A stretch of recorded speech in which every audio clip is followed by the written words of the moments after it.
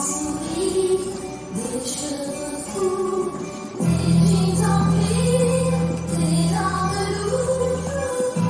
Comme si c'était demain, ce soir il est où?